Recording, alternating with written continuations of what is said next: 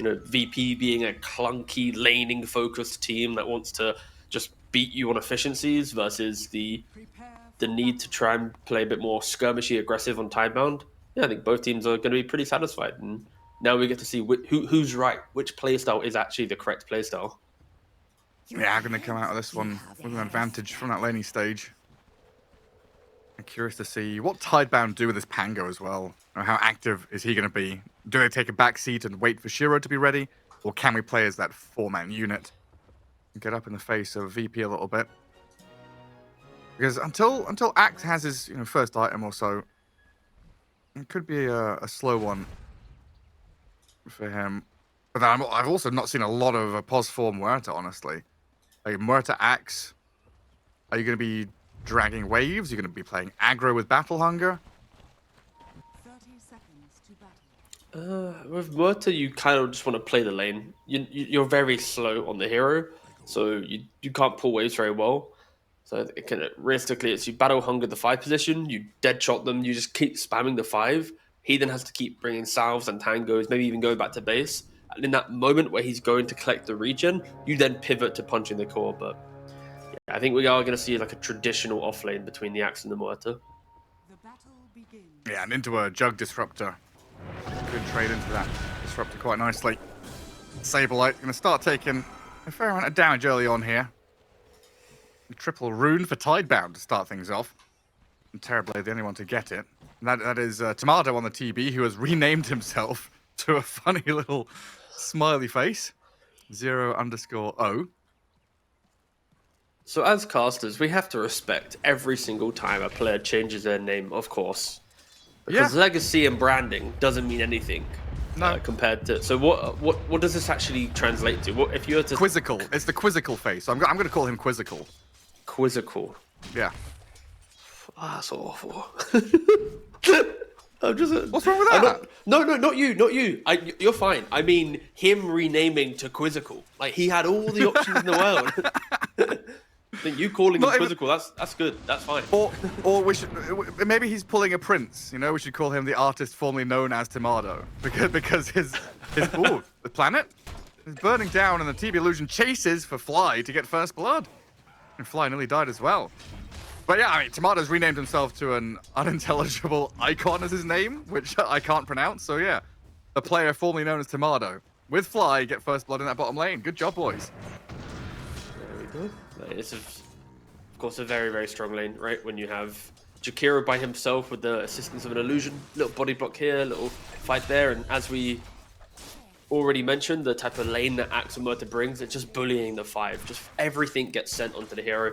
They do get the kill on Y. Saberlight does die, but with the lane pushing in very nicely into the Axe, I don't think he really cares. Gets the full reset. He'll TP in. He might miss like one creep. Yeah, but he's perfectly fine. Mid lane going a little more difficult here for Abed. Echoes is giving him the treatment there. 10-3 against 5-1, and Abed has lost a ton of HP. Quite often we see this Primal Beast kind of get in there, clear a wave, push it out, trade effectively because you are this big tanky dinosaur. Echo's doing a lot right in that mid lane.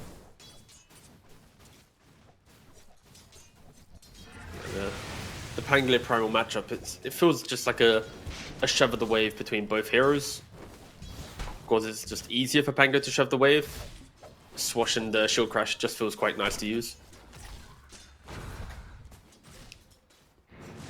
But of course, we'll see. Kind of the 6-minute rune will be the big tell for the mid lane.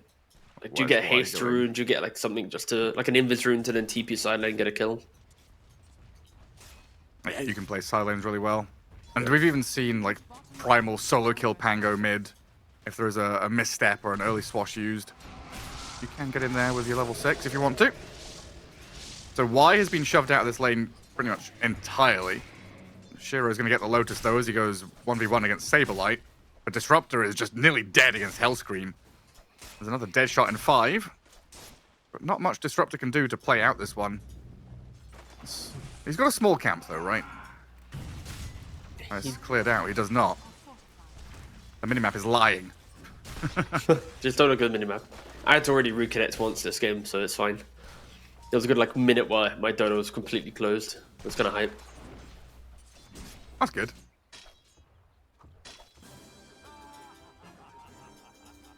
A 4-minute rune, gonna come up for Abed. Under dire vision, which, yeah, I was pretty sure they had scouted it. Saberlight did a little move where he saw them going to place it, backed himself up to hide in fog. Top lane, Shiro and Y, they're onto Hellscream here. Not enough to finish the job, though. A little pushback from the repulsion, but Saberlight still secures the kill. Oh, well, Hellscream very low, sliced by the final touch of Shiro.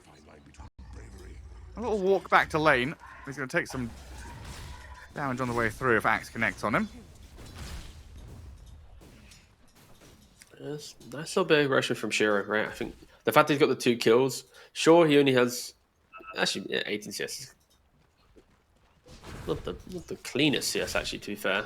He's missing quite a lot. It's like 18 CS, 4 minutes. Yep, no, that's not too good, but still top net worth. And that is going to be the main thing for Shiro in this game. If he can get a good start, right, get to the early Manta, suddenly look at, Aghanim's and keeps like running into the Terrorblade. You get 1 stun on him with an Omni Slash that you can 100-0 the hero quite nicely. Even after Omni, you can spin, so then you can't sunder. Like, it's kind of fun matchup, but the Jug always needs to have kind of a net worth lead to be able to enjoy it.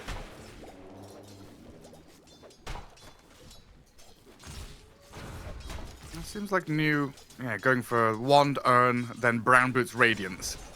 Okay. Is this good enough? He's bottom net worth on all the cores right now. So the debate will be, if he's this poor, he needs Radiance to catch up. But also if he's this poor and he can't fight, and then he never catches up. Yeah. Yeah. Like, do we ever we'll see see. Brew go Helmet Dominator or anything? Honestly, some offlaners probably would. They would skip the Urn to go for the Dom, keep farming, but then you're going full greed because your Dom's farm, your Radiance is farm. Then you probably buy like a Manta, which is also kind of more farm, right? So there's never an item that feels like you're punching into the game with that type of build. I think Dom would be good if you were going auras. I mean, Saberlight did rock up to help. Even getting Glimpse back, yeah. Shield Crash, Glimpse. There's a Haste Rune bottom for Abed. That's a big one here for him. Level 6 ready. Not opting to just go onto Echoes just yet, respecting that Tidebound had a couple of heroes nearby. They're going to move up the top where they'll be spotted by an Observer Ward, but Saberlight's already pretty low. Shiro, going to go for the dive. Power Shot misses. Omni Slash, can he bounce it back to the creeps? No, he can't. Not quite. Shiro gets the final touches. He's now on a killing spree, in fact. Yeah, 3-0. Whew, what a start for your Juggernaut. I mean, Disruptor Jug, that is not a lane to mess with, but Saberlight now dying twice. I mean, the first death you could argue was fine. He had the reset, had the full wave, but the solo death whilst his team is off doing other stuff, even he was there doing it, but yeah. Catapult wave. You just don't see the offlane tower die this early on too often. And on the opposing side as well. Yeah. Terrorblade going for it. To be fair, I would expect it in this lane. Jakiro Terrorblade, that tier 1's gonna die. They thought about contesting the Wisdom Shrine. They go for the tower first. Echoes has rocked up, but now they've seen Abed, and they don't really want to get bogged down into a fight with Metamorphosis still going. So pretty bold move from VP, kind of all in on that tower push, signaling their intent to bring numbers there to bolster the Terrorblade's push strength. And then swinging back in towards mid, kind of ignoring that top lane, selling Saberlight and saying, well, we can play elsewhere and get ourselves strong. There is the debate of, is taking the offlane tower kind of bad when you do it too early? Because now, when you shove the wave, it's going to be all the way down near the tier 2. So the enemy offlaner can like farm the jungle camp, go to his tier 2, which is very protected, farm that for free. Like, the pressure he had from playing in the lane is alleviated when you lose your tower. Yeah, I guess the big argument is, what do you do about the triangle, right? Like, with that tower dying, you can invade triangle and maybe make that your home. Because there were stacks being made, and I think that's why VP are now trying to very quickly scramble to clear them out. Yeah. Of course, yeah, that is the trade-off, right? Like the offlaner might feel more protected farming the lane, but it doesn't really look like Tidebound wanted to utilize the spin on the Juggernaut to try and swipe away a stack or two. Nah, If much anything, more they're focused. yeah, they're positioned bottom with double supports. They are only level 4. It was a 1-for-1 on the Wisdom. Radiant's bottom They're hoping to use this first split of the Brewmaster to get a kill, but yeah, this is where Tomato, or Quizzical, his new name, is AFK in the jungle to just hide away from the Brewmaster timing. Yeah, a little tuck from the Terrorblade. We're still... I mean, we're still yet to level up Rolling Thunder. I was going to say we're still yet to see it, but there's no green dot on him either. No, Primal split. It's the new farm build that people are doing on the Pango, Yeah. where you just go 4-4-0. You don't waste any mana on roll. You don't put yourself in a position where you need to use it, and you get defusal a lot earlier because of just, of course, the higher damage very from soon. leveling spell. Yeah. Just defend that mid tier 1 against the Jakiro while the rest of his team takes bottom tower. So now Juggernaut inhabits bottom. Brew has swapped up to top to kind of plant his body in front of the tower there and defend it. Give the supports a little bit of time mid to get their experience. As you were saying, we need to hit level 6 here on Y in particular to have that static storm. And it's getting pretty congested here as the rune spawns. And Abed feels like he's had all of them, honestly. Haste, regen, illusion. It's been difficult for Tidebound to really guard the runes and contest it. They're pretty content to wait for their timings. And Diffusal Blade is here now. Juggernaut needs a little bit more time to get to his Battle Fury. But there should be a... It feels like there should be a time when Tidebound want to make something happen, but not necessarily on their own terms. I feel like they're pretty good at reacting. Like, if they've got tier 1s up, they TP and stop what VP are doing. Whereas VP, Primal Beast, he wants to get in the thick of things. Yeah, you can... Ooh, TP from Pango mid. VP bringing 4 heroes to mid, but you kind of hit the nail on the head, right? VP, they're bringing 5 heroes to the mid lane. It kind of feels like this is a good defense for Tidebound. Like, bring the Brewmaster in, get a split. Yeah, start with Get the Rolling kills. Thunder. Glimpse Saberlight back in. Shackle Shot is there. The axe is pretty tanky, but it's going to take the full brunt of the damage. Ice Path will try and delay things and get the Terrorblade out of danger. VP still kind of holding their line and almost taunting Glimpse in too. Tidebound to go for more. I gotta realize how strong Echoes and New are with that Primal Split still available. But in the end, the job's done. Tier 1 tower was claimed. VP can go back to farming their side lanes. And Tidebound feeling a little bit stronger right now, looking to contest. Smoke up and a move to the triangle, where Abed is low and just used Onslaught. Or if they can see him, Echoes are moving in with Planet by his side. Abed, he can't. Oh, he denies the neutral? No way! You can't let that happen! Well, Planet did by not hitting the power shot. Oh, it'd just be a free kill on a Primal Beast. Yep. It looked it. Now they're trying to find Jakiro. I mean, Planet's had a pretty rough game so far. Lane hasn't gone well. Power shots are going left and right, all over the place. He's gonna get this one though. A kill on Fly. Morale boosted. Level 6 hit. Win range is back in the game. There it is. That's the confidence boost you need. But yeah, I think for VP, right? We already mentioned how their draft looks quite clunky. But they bring all the heroes to mid. Like TB has to hit tower, Jakiro has to hit tower, and Disruptor just slowly grabbing the heroes he wants, grabbing the axe, who also is hitting it. Like they're just, it feels like Tidebound is just more efficient in the early game. And for itemization in regards to VP, like Saberlight, he's going for the old school axe build, right? He's got the blade mail, looking for the blink. I've not seen a blade mail blink on an axe for some time. Like feels like every other game we're looking at Helm with Dom into auras, of course into Juggernaut, Pangolier, even the Brewmaster, getting that lockdown with the blade mail. With one more damage source, you are going to be able to 100-0 them. So I do like the fact that he is just going for the old school. I say old school, that sounds so dumb, but like the axe build rather than this like new tech that we're seeing. Yeah, I think in the in the past few months, I've only seen it like once or twice, but like specifically against like Ursa and Beastmaster on a team, or like these big damage dealers that just get it returned onto them, like a troll or something. Yeah. Like there's the occasional high physical damage game where it's like you have to do the build. Like it'd be silly for you not to. But Saberlight, he's walking up into the triangle, gets diffused up. Echo's pump fakes the roll. Don't know why I'm play. Take it away, Gareth. They're gonna do both, roll and split to kill off Saberlight. There's quite a lot of expenditure, but they've taken the axe down a notch. Well, the rest of VP on the right-hand side, looking for that Wisdom Shrine.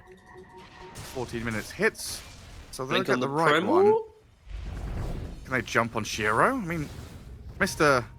Mr. 0_o is stepping up with his metamorphosis going. I'm just trying to find the most awkward way to say his name. naught_o. Abed's in. Static Storm's there, though, as a turn. Shiro taking so much damage, though, from the Jakiro and the TB. VP retreating, respecting the defense from Tidebound, holding this high ground. Pulverize and the calling there onto New with a pushback of the fear. This Brewmaster in some serious trouble. The damage from the Terrorblade not quite enough. He's going to earn himself up. New barely survives. Now Tidebound the ones to kind of realize that VP aren't kidding with this one. It was not the cleanest spell casting, right? You got the Disrupt had a beautiful positioning holding the tree line. He then showed himself for a second, doesn't connect on the Static Storm, and then Brew walks up into the high ground going a little bit crazy when the rest of his team was disengaging. So Tidebound, even though they have a 2,000 gold lead, they need to be mindful that they could have potentially lost it there if VP were just slightly, you know, had a couple more 1,000 gold to their name. Of course, Fly does die at the end. Glimpse, once again, wreaking havoc on VP's desire to cross the river. It just feels very, they're very keen to hit a tower in this game. Yeah, well, they've got the Primal Beast who loves touching towers. Yeah, it's true. And Jakiro. And Terrorblade. Yeah, all. Got 3 heroes who desperately want to go and push. That top lane has eluded them so far. I feel like for VP, the real big timer will be 400 gold when Axe gets the Blink Dagger. Like, that's the go time. Because who cares? If you Blink call someone, Static Storm will do nothing, right? We saw how in the last fight, Primal Beast didn't really want to initiate because of the fear of Disruptor being able to counterplay. Axe doesn't have that same fear. He can actually lock into it. But Shiro, they're going to find the jug. He's in the low ground. Under vision. Pulverize, calling, stunned and silenced. That's a great pick off with a dunk from Saberlight. Nice little 900 flurry of gold into their pockets. Yeah, they did a really good job just to get the kill there. Of course, they had the ward placed by Hellstream earlier in the game, which enabled them to see where Jug was farming. Meanwhile, his entire team was kind of playing mid towards bottom. So Shiro trying to be a little cheeky. But you can't be too cheeky in this game on Jug, right? You've got both an Axe Call, you've got a Primal Beast Pulverize, multiple ways to stop you from spin TPing. And Brew has Radiance. And Brew does have Radiance. 004 had a pretty decent game so far. But I am expecting Tidebound to kind of increase the pace of this game just a bit. It feels like they are a bit too content. There have been some opportunities where they could have maybe broke VP, built up a bigger gold lead. But it is to be shortly. I'm a big fan, by the way, of Planet going for the Diffusal Blade. We haven't spoke about it at all, but just in regards to like damage done from a support, it is like the best item for a winner to buy in converting gold into damage. Like, it is a lot better than Maelstrom. So I like the fact that Planet is just going to be like an additional core in this game. Yeah, and when you're against this tri-core of VP who are either very reliant on spellcasting to teamfight or spellcasting to survive in a teamfight in terms of the TB with Asunder, being able to shut these guys down, like any non-int hero suffers against Diffusal Blade. Well, hell, Fly is still going to suffer on that left-hand side of the map. As Tidebound, lose Shiro down south. Assuming that was another Blink call from the Axe. Hellscream pairs it up with a silence and damage from the Terrorblade. Shiro's playing a bit too far away from his team, right? Every time he's died, if you look at the minimap, his 4 allies are on the other side of the map. Like you can see, look at the triangle right now, the radiant triangle. That's where they're living. I feel like for sure he just needed to just join his team for one move, right? Get a kill, allow for the game to breathe a bit. Then you go back to farm, knowing where things are. But like the vision on the minimap, positioning of his teammates, you are kind of inviting VP to go for the pickoff. And fair play to VP, they're getting the entry. They're finding these little angles. They're knowing where Jug will be farming. It's like that kind of farming move only works if your team hasn't showed yet, right? Like the fact that he's on the opposite side of the map to his team isn't in its own right the issue. It's the fact they showed 4 heroes killing a Jakiro, and then VP were like, well, he's not bluffing there behind. He is just alone. Yes, exactly. Now they get to come and touch some towers. Terrorblade illusions running away. VP feels something coming here. Tidebound not really pressing forward to look for an opening. I don't think they've got too much vision up in this top part of the map. There's just that one ward closer to the rune spot. Yeah, so Tidebound playing a little blind into this top area, so they're going to smoke and try and approach. It is Tormentor Could be time. Tormentor and Roche time. The smokes break, the blink call. They found an opening on the Wind Ranger, but the Static Storm's there. Omni Slash. The Juggernaut, he's going to find Saberlight as the roll and split aim to find any stragglers. Lanta tucked in the trees there with Pierce the Veil going. Looks like she's okay. Might be able to escape, while the Panda can't really quite catch up. Tried to Void Spirit push his Storm Panda a little closer, but no further catch. In the end, an all-right fight for Tidebound there, finding the kill on Axe. If they get this Tormentor, even better. But I think VP, this could have gone much worse for them. Yeah, the initiation from VP was just not on the same page, right? Like Axe jumps in, he gets Static Storm, doesn't actually get any spells off.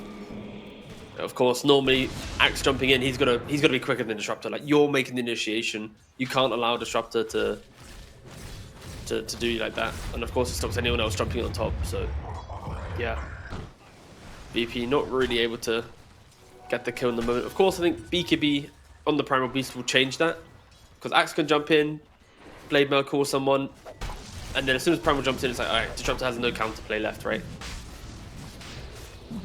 But VP very, very happy. Sorry, no, wrong team. Tidebound very, very happy, right, with the getting the kill, getting Tormentor, instantly running to bot.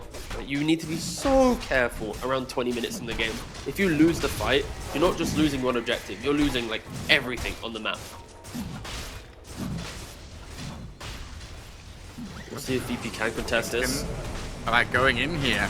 I mean, they've got backup with Echoes, saving Mew, Saberlight very far forward, and they've only brought the Brew down to about half. Trying to root him up and chase with the TV Metamorphosis, but Roshan is about to fall. If they don't make a swift move, there's a Shira with Aegis. Axe will jump in, and it's a big move from Primal, blowing up Mew. Second life for Juggernaut will come back in, but this TV is very powerful, standing and killing everybody. Mr. Quizzical just comes through, slays the Jug and Disruptor. Pop the Aegis early, and Tidebound ran out of gas so quick. Yeah, I think they tried doing too much, right? Because with Axe running in, we're going to see it in the replay here, like Axe instantly jumps onto the Brewmaster, but the Brewmaster was perfectly fine. They could have potentially just continued hitting Roshan. After taking Roshan, then look for the fight. But it just, they weren't on the same page, right? They kind of invited VP to get to the pit. As soon as Terrorblade has this position where he's like hugging the south side of the pit, he will just hammer anyone, right? Just keep right-clicking them. So for Tidebound, it didn't really work out for them. They wanted to get all these resources on the map. They wanted to try and continue punishing VP, but it just wasn't to be the case. Not that easy. Yeah. Now back dead even. No objectives to be claimed. No Roshan, no Tormentor. Net worth difference and kill difference, pretty much nothing. So VP find themselves in a spot here where they can continue scaling on this Terrorblade, who is top of the net worth and having a damn good game. I mean, is he going to be the big boss of this one? Like matchup-wise into Jug, Pango, Brew? Have Tidebound itemized well enough to deal with him? Yeah, he will still be the boss of the game, right? Because he's thinking about BKB. Like, if this was a Terrorblade where he wasn't thinking of BKB, I'd argue the items of Tidebound look good, right? You got the Radiance, you got Diffusal, just constant ways to keep annoying the Terrorblade throughout the fight. But Tomato is like, nah, I'm not going to allow you to have any of this fun. In about 10 minutes' time, all of your little items that you've tried to annoy me with will just be obsolete during my 9-second BKB. Tidebound looking for anything here. The Primal Split and Static Storm to kill off Fly. Oh, they find a bonus one, the Cyclone and Glimpse back. They got Vision over on the Muerta. So they'll be able to get a bonus kill. Now, very much a matter of what do you do next. Tier 2 bottom, the Southern Jungle. Can you close in on the Terrorblade who's farming in the Ancients area? Because it seems like that's what Echoes is signaling.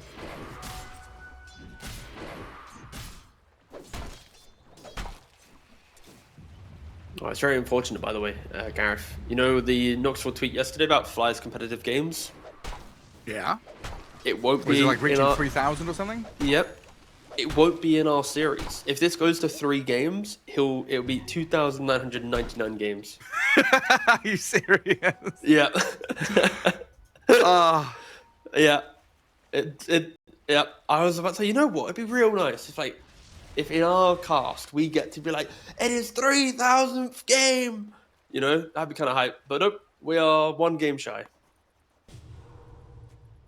But also, I did not see his tweet. I saw the Reddit post about his tweet. Because I did not. The hellscape that used to be Twitter, now X, is not a place I inhabit, really.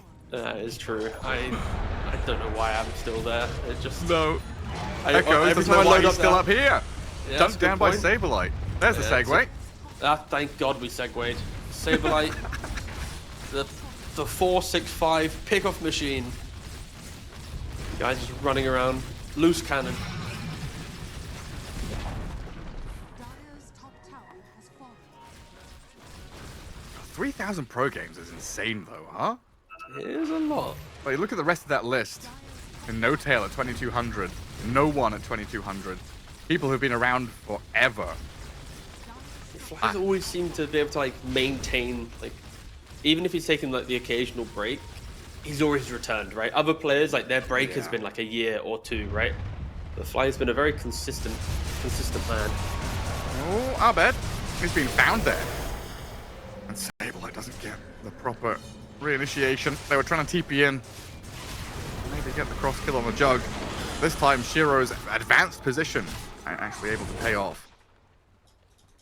But we've re-entered this situation where VP have made some nice sweeping moves. That defense of the Roche pit, playing in towards the objectives, but Tidebound just edging forwards with this little incremental lead, and a play onto the TV, forcing a metamorphosis out. New is actually just going to die, but the Primal Split, can we kill off the Terrorblade here? We should be able to, right? Clear the illusions with a Dispel, whack him down with your Fire Panda, the Storm Panda cycloning him up. We need backup. We need backup ASAP. Come help me, please. The Brewmaster's dying. The Invis out of the Storm Panda, Rolling Thunder in. Echoes will save the freaking day and clean up the mess that was made. That was way harder than it needed to be.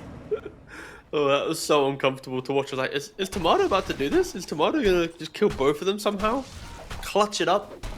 But I think that's kind of a sign of the future, right? What happens when Terrorblade has the BKB? What happens when he has that extra item? He's actually thinking about the MKB as well, which is quite a rare pickup off of Terrorblade, but it is possible into the evasion of a Butterfly and the mischance of a Brewmaster. It does make sense this game, but yeah, Tidebound, they need to be careful. Ooh.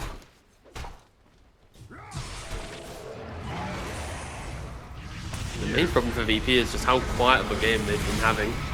Yeah, they need kills like this. We need dunks. We need Saberlight to pick it up. Saberlight's done a pretty good job, right, at just finding the pickoffs. I mean, I think I'm mainly looking towards Abed. Your mid laner, looking at a 0-2-5 scoreline. Only a blink BKB to his name. Is under attack. He's the lowest net worth on all the cores. The problem with Primal, when you fall behind, you pretty much just become a pulverized bot. That's it. I grab hero, please kill for me. Radiant are scanning.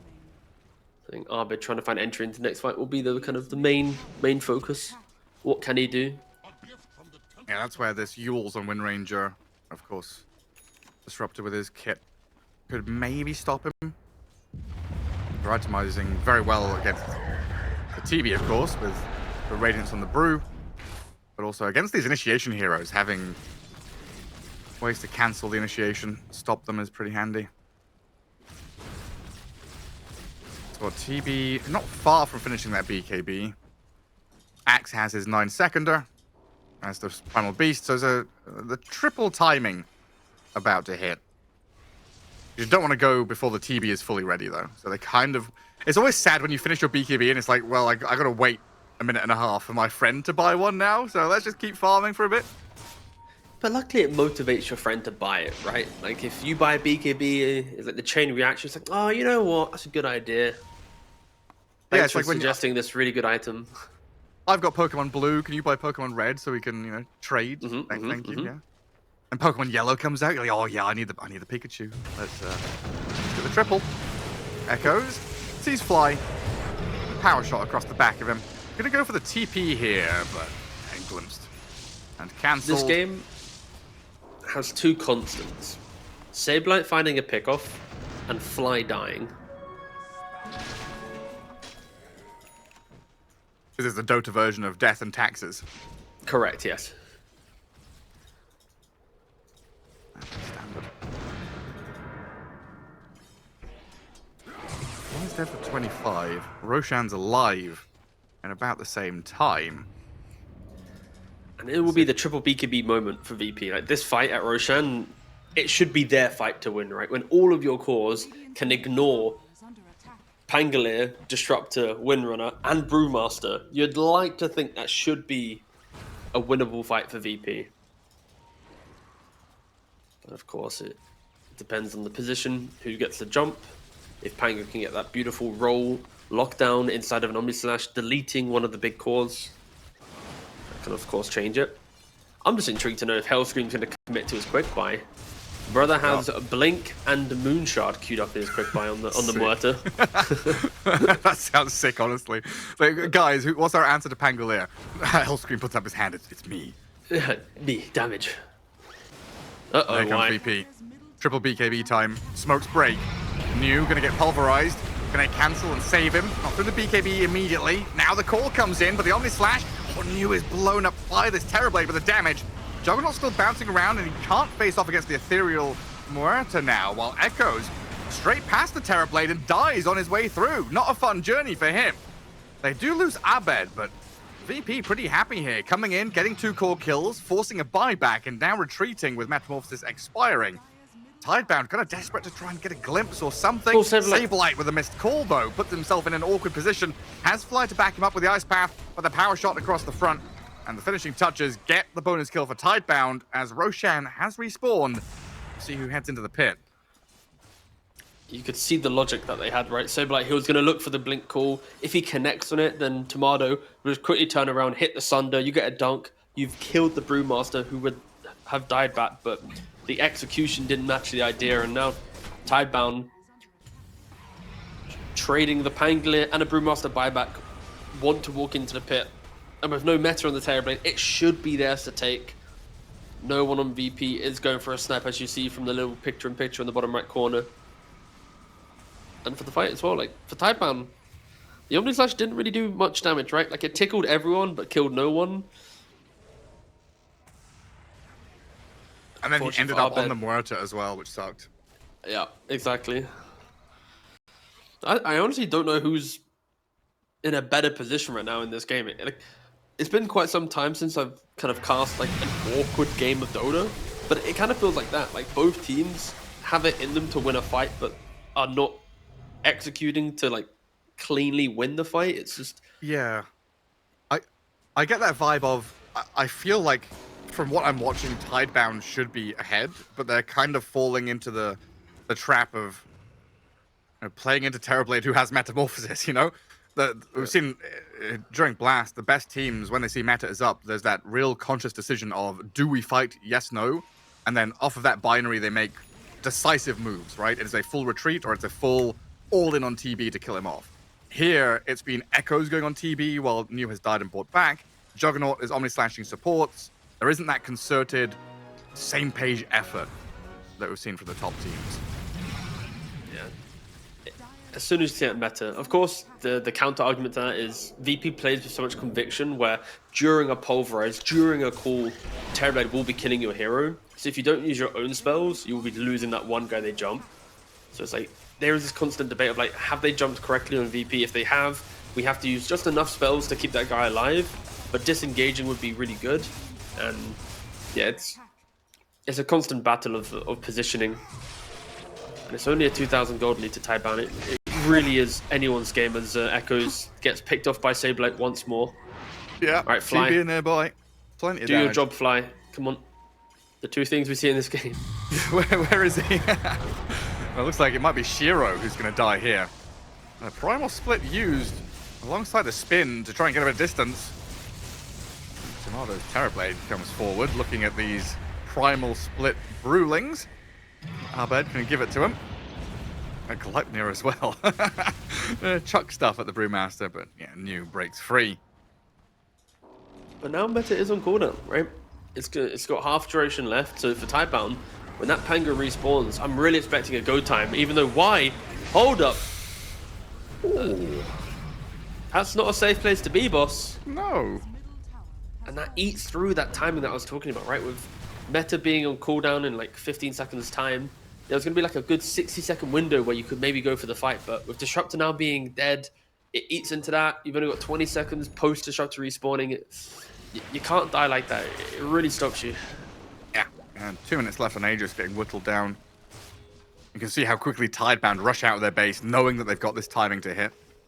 VP trying to shut the door on them as they full retreat off to the west. Oh yeah, now you've got MKB on the Terrorblade. He's getting really monstrous. And earlier in the game, right? Like, earlier in the game, we were talking about how like both the Axe and Primal were struggling a bit. They were below net worth of the Pango and the Brew. But because of how Tidebound's been playing, we've kind of seen that shift where now they've overtaken them in net worth, and in time, Axe and Primal will have just even more tanky items, more ways to deal with that kind of skirmishing play style that Tidebound has. Fly? Not feeding. He's starting things off on Y. Gets fielded and stormed. I think Y should get scouted here with the boulders tossed at him. Onslaught through the tree line. Shiver's guard, but he blinks away from it. Cheeky little disruptor gets a gap. Wait, hang on. Is he setting up for a turn? Yeah, He's the looking for TP cancel. No, but he runs away. The rest of the team are pushing base, getting the barracks in the mid lane with his primal split and Juggernaut. Man, they didn't get the TP cancel, but Fly is going to move in there and die anyway. Lane gone. Aegis is still here for Juggernaut, so even if he dies, he's got that backup life. New protecting, but a jump in. Ooh, Axe nice. Cyclone. Well done by New to hold back Saberlight. They do still lose the Aegis, but Juggernaut should be pretty happy with that sequence of events. Getting the lane of barracks and falling back to potentially picking up a DD rune at that top spot. Good attempt with the boulders. Saberlight doesn't connect with the blink. So it's Tidebound finding another move with another objective. This time, though, VP cannot punish them. They don't have vision on the DD, so Shiro, if he can find an entry here, VP are not aware of the fact that he just has an amp damage rune right now. Extremely scary. This could be huge because he's got Omni Slash.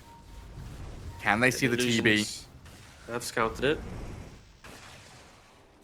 Echoes lurking in the shadows. And yes, Radiant high ground vision, which is really hard to pierce into. So it seems like Tidebound is going to do the more disciplined thing and play the map. Both side lanes have pushed across the river pretty heavily. So Shiro has left. I'm a little worried that New is stepping forward as if he's looking for a fight.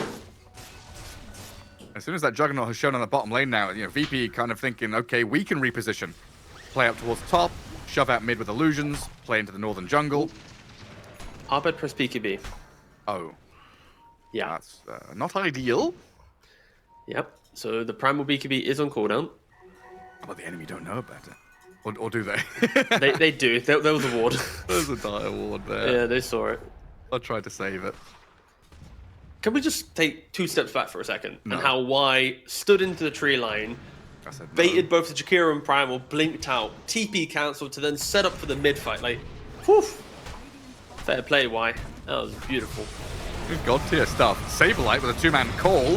BKB'd up and Blade Mail reflecting. Shiro very low, just about gets off the spin and healing ward though. New split as well with Echoes Rolling Thunder doing a lot here to reclaim this fight for Tidebound, and they've got Saberlight down for 80 seconds. All of a sudden, Tidebound into 5th gear, diving behind tier 3 towers, forcing VP back as Shiro is up to full HP again. Looking to take down his tier 3. What have we got? Omni Slash is ready, but no ultis outside of that for Tidebound. But Planet has a Wind Waker now, so if the Primal was to find a jump on someone, Planet can combo break it with the Wind Waker. That's huge. Meta is in corner for... Actually, no, it is available, my apologies. But do you use it here? And if Abed gets a jump, but he's not going to be able to. It's just another spin and healing ward from Shiro. Another lane of barracks for Tidebound. Nothing that the Primal could do there. We've got no axe either. So Ghost Scepter from Fly saves himself against the Omni Slash from Shiro. Still going to die though to Echoes with that final touch of damage. Reclaiming Gem with the Courier is a nice touch. There's the Swift Slash, not the Omni Slash, so that big ulti is still available. Now, where's the save? Silence is stunned. Shiro, oh, he's done.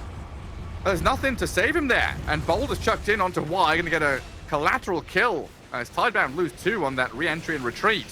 I mean, looking at the map, the Wind Ranger and the Brewmaster are miles away. Oh, Shiro. Someone pinged the gem. He backpacked his treads, spun into the base to get the gem, to then get killed off. It's like, oh, I don't know if the gem's that worth, boss. You've just cleanly taken 2 racks. Yeah. Woo. And Roshan is a pretty quick spawn. Ooh, wow. If That's VP no. Yeah, that's very early up. So you can see Shiro here, right? He walks to the northern side. He's perfectly fine, but I believe Disruptor you're pinged. right. I think it was Disruptor pinged it, and if he didn't go for the gem, he'd have already been mid tier 3, walking towards mid tier 2 by now. But instead, he just 180s back in. So yeah, I believe it was the Disruptor ping, and he's dead for 37 seconds. Steel 3 as the curtains close and reopen. VP getting a Roshan that they should not have ever been allowed access to. Not in a million years. Or just Doctor one Strange. One of the million alternate universes. So Oh, it's killed by okay. the Dire. So with Power Shot finished it, Saberlight ends up snatching it. Let's I go. don't understand All what's right. going on in this game, T. This is wild. Brother, I'm so confused. You know, I'm like...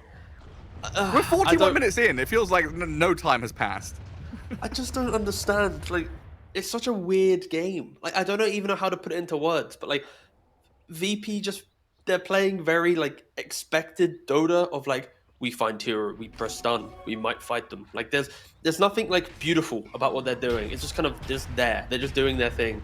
And then Tidebound are, like, skirmishing and going back and forth, but going a little bit too quick, so they're not always on the same page. And, I mean, we are looking at 2 teams that are 0-1 in the Swiss stage, but...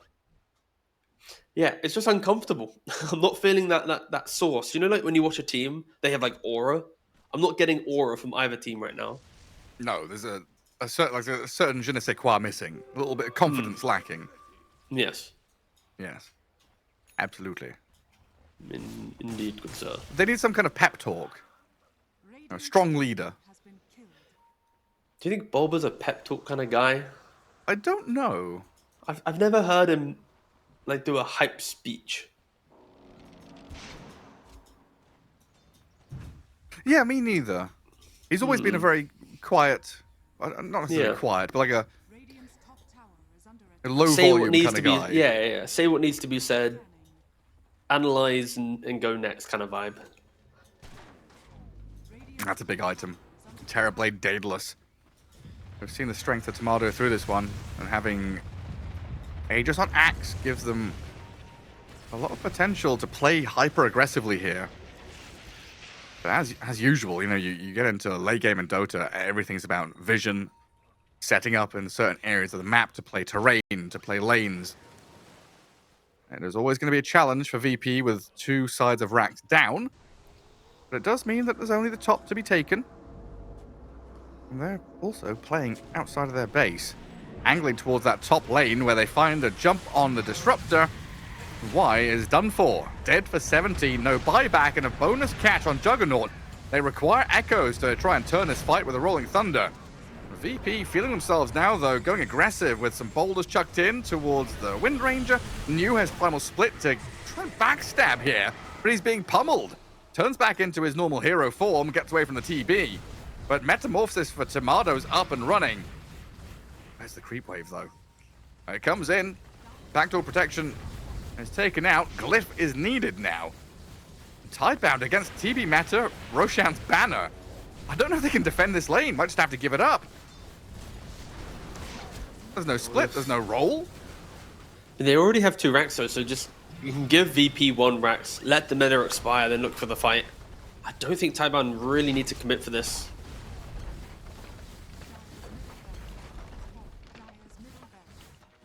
Just let it happen. Let the waves wash over you. You're still able to play out when Disruptor's alive. Like, bottom lane's in a good place. There's not too much effort to push out, 2 waves mid and then play towards top. That's just the fact of the matter is you can't play towards Aegis. It's still in the hands of the Axe for a minute. I mean, one option that Tidebound could have done right now is sell the Solar Crest and Disruptor, smoke up, you then get the Aghanims, just try and take the fight to VP. But they don't want to be kind of that crazy in play. They are just trying to slow the game down once again, push out the waves, re-get some map position. Again, everything has just kind of pretty much gone wrong from that gem play from Shearer in the base. But if they can just refocus, pretty sure the next fight can go their way.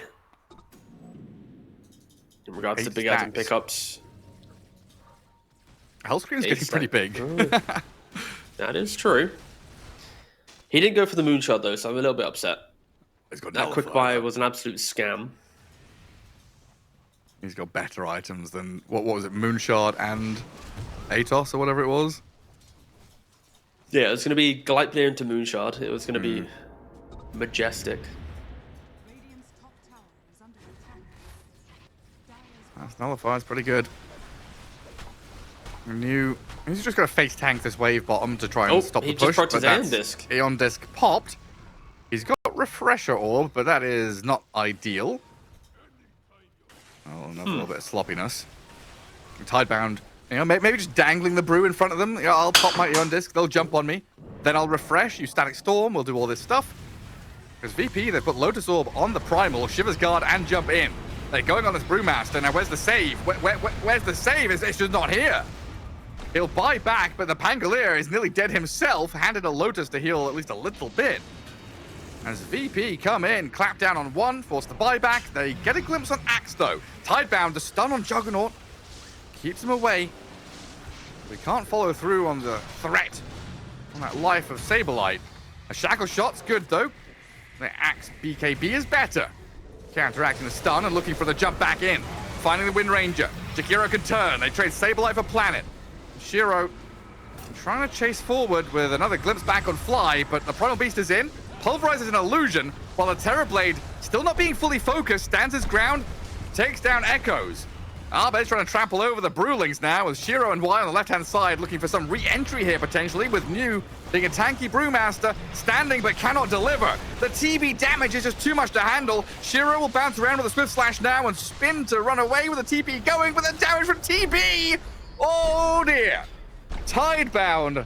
It felt like this game was in their grasp, but they've just chucked it all away. VP very thankful to have a massive team fight victory here. Yeah, for Tidebound, they're just not clutching up when they need to, right? In this play here, the Brewmaster, he pops his Aeon Disc to an illusion defending the wave. He doesn't backpack his Aeon Disc or whatever. And then when he does get jumped, he gets chain stunned with the Aeon Disc on cooldown, doesn't press Refresher. I'm going to assume he was perfectly chain controlled for his sake, to then die, buys back, and Terrorblade, look at him. He walks to the right-hand side of the fight, holds the high ground, and the entire time, he's like, you know what, boys? I'm going to A-click my way through this fight. Shiro uses both a Swift and Omni Slash on the Axe to kill him off, no buyback. But as soon as your Jug uses everything for him, there's no more resources available. You'd think with Echoes jumping to the right-hand side, if there was one more drop of damage available from Juggernaut, maybe they could go on to the Terrorblade, but they don't have anything left. Shiro used everything on Axe. Brew used everything because he had to waste his buyback due to the start of the fight, and they just don't have it in them. Tomato, fully uncontested. Why are we not committing on the TB with Juggernaut spells? We're the casters, we can't do that. I would love to, though. Can I just take control? I don't know, it must be difficult for him to find the angle in through the Axe and the Primal. This is good, though, from Echoes. Yeah, stopping the push into top lane. Backdoor protection is going to kick back in again. On TP forward, though, with Abed, Saberlight, BKBing up and trying to battle into the glyph and the backdoor protection. They don't have quite enough, but Echoes, oh, he's been slain. Went right into the middle of a bunch of TB illusions. He's got buyback available, but potentially looking at a situation here where Tidebound have to contend with mega creeps. This Rax is so close to death. The final one remaining. Why? Well, he's gone in here. Lotus Glimpse sends him back into base. The Omnislash forward onto Saberlight, though. Finds the pick off on the Axe. Dead without buy. Jakiro the second target to go for. Gets his Ghost Scepter off. There's plenty of magical damage there to pick off Fly. All right, the line has been drawn by Pangolin. They want to walk down top lane. They want to try and get their own mega creeps. Axe does not have buyback. He has 360 gold shot, but Jakiro and Primal, they do have it available. So Tidebound, they might try to get their own mega creeps and create. I mean, to be fair, VP didn't even get their own megas themselves. No. It was 500 HP on the building, but and it's another such a shame though. Spawn. It is up. Oh, but no one's scouting it. No one's checking for Roshan. That would be such a better play for Tidebound if they're aware. But again, it's just they don't have a Templar Assassin in the game. Nobody will ever know. Now Fly has to buy back. 40 seconds without Axe. Just again, he has the Aghanims. If he finds the jump. Hello, smoke in the base. They see Fly. Is this the target you want to go for? Rolling Thunder. There's the Ewells. And Echoes back in onto the Terrorblade, who's popped the Metamorphosis. So now Tidebound losing Disruptor here definitely sucks, but with the silence on this Muerta and a final touch of damage, Planet and Shiro do very well to pair up and kill her off. And this is just fall back, reset, and rethink your options. But now they have to check Roshan. This is that wasn't full meta. That was the Terror Wave. Correct. Yes. It was Terror Wave. So Metamorphosis is available if Tomato wants to use it in the upcoming fight. They still haven't checked Roshan. Oh. They're just standing next to it. No. There it is. They know it's available now. Muerta also doesn't buy back because he did eventually buy that Moon Shard. God, it's still such a weird game, Gareth. Like, saying these sentences doesn't make sense in a competitive state. Just bought the Moon Doesn't Shard, have buyback because he bought Moon Shard. What's happening? It's like some fucking turbo game or some shit. Terrorblade, no boots. Trying to buy a Moon Shard of his own. Shiro just goes up and face tanks VP, says hello. Keeping vision on the Primal Beast, though. Echoes and Y. Trying to keep tabs on Abed, while Tomato has popped the Metamorphosis this time. That's the big one. Cooldown expended, but a jump on the Juggernaut is huge here. With a damage laid in from Tomato, they get the kill. No save, no answer. And two heroes dead without buyback. I think Tidebound might just be done for. Yeah, I think you're right, mate. It's just over. The game's done. Fly has died. What Sure. can you do? Can you go tier 4s? Do we have a wave anywhere? No, there's no wave. Yeah. This is so sad to watch. The Brew just desperately like, please, I need to do something. So what is it? Jug needs money. Pango needs time. Neither of them have buyback, so a blink call from Axe onto this Wind Ranger. Disruptor will buy back and immediately get pulverized. They cancel it out. Wind Ranger returns, but you're thrown exposed, open to this Terrorblade now, puts VP in a commanding position just to close this one out. They've ended up with a 19k lead and the fourth GG out of Tidebound. I mean, I would be disappointed if I was Tidebound. In this game, they held a lot of the cards. You know, VP did a decent job kind of punching back and finding openings. But it kind of feels like Tidebound lost momentum so many times in that game. Yeah, it was a very just back and forth game. I think it's really showing that VP still has a lot more growth needed in them, right? Because I think the early game, they were doing a bit too much on the map. When they showed that they needed to farm items, they didn't really respect Disruptor, so they kept running into him. And then for Tidebound, there was like a lot of crazy little skirmishing plays that they were able to utilize to kind of break VP's early game. And it was just back and forth, really just anyone's game. And I think both teams have a lot to learn from this one. A lot of replay analysis will be required after the series ends, win or lose. But yeah, VP, they do come out ahead. Tomato 12-1-8 on the Terrorblade throughout the 10 deaths of his offlaner, the 11 deaths of his pos 5. Tomato dies one time and just locks in, and this is easily the best play of the entire game here. Disruptor hiding in the tree line, pushing back the primal, blinking away from the Shivas to then hold the high ground to not disengage, wait for Arbor to TP, cancelling out. I don't know, that's such a beautiful play from Y, but it didn't really amount to a game-winning moment, unfortunately for them. As of course, Shiro then should have, if Shiro didn't go for the gem. But anyways, yeah, it's very confusing game.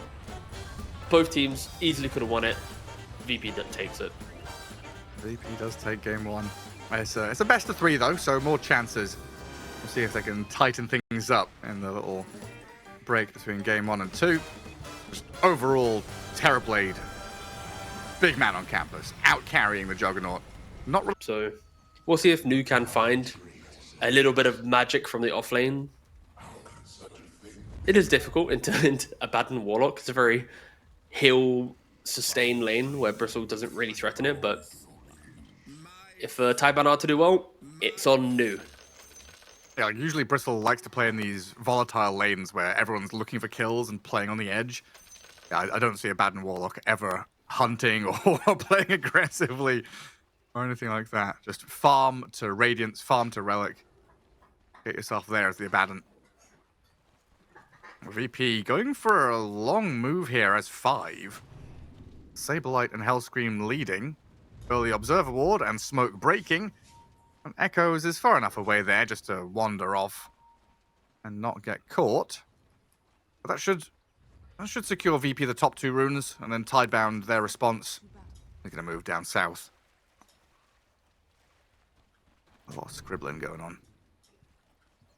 Yeah, it's very important for Tidebound. They don't just kind of turn off brain, go for bounty, give away a couple kills to VP. It's very scary. Give away like a Grimoire charge to Warlock, or even just a first blood to a Sand King, and you can feel the pace of the game just slowly slip away from you. The battle begins. But they played defensive. 2 for 2 on the bounties. Walking back to the lanes. And of course now Nu will be able to body block the bot wave, whilst Abba had to do a little bit more of an extended pathing to try and dodge the TP cancel of the Bane. And Shiro holding the position at the Tormentor / Twin Gate just to do even more damage to Tomato. Get out of here! I'm going to lane at half HP. I'm definitely going to hurt him a little bit. Mid lane should be fun, exciting, interactive Dota gameplay to watch. It's Sand King versus Dragon Knight. They're both going to sit and farm for 5 or 6 minutes. It is a lane that you can play into, though, and depending on how the supports move, we could see a bit of action once we get to minute 6 with the active rune. But I think the side lanes, for the most part, that top lane is where the action is going to happen. There's Abaddon and Warlock just going to be trading regen, healing up. Fly maybe dies down there, but top lane is all about the displacement, the positioning. Wise Bane is playing forward, but could get turned on. And Y always needs to be careful, right? Just needs to make sure he's just poking at the correct distance. At any point, an impalement arts into whip, rebuke spear, you can just disappear. But I feel like if there is to be a kill, it should probably come from top lane. Yeah, I'd imagine so. The fact that spell is called Impalement Arts and he throws darts still really upsets me. So he wants you to say darts, but it's not. Maybe in 7.4, maybe in a future patch. They'll give him the D. Yeah. Maybe they can also Oh. spell rename Faded Brooch and spell it correctly as well. Are you okay, Gareth? By the way, you said about Hellscream and D. You said about Y getting turned on. Like this top What? lane's a little bit. It's hot under the collar. This don't get laning it. phase. I'm just using words. You're the dirty mind here, apparently. There's nothing under the hood here. Hey, don't try and turn it back on me. This is one of those whoever smelt it dealt it kind of situations, I think. I see. Yeah, yeah. You know what?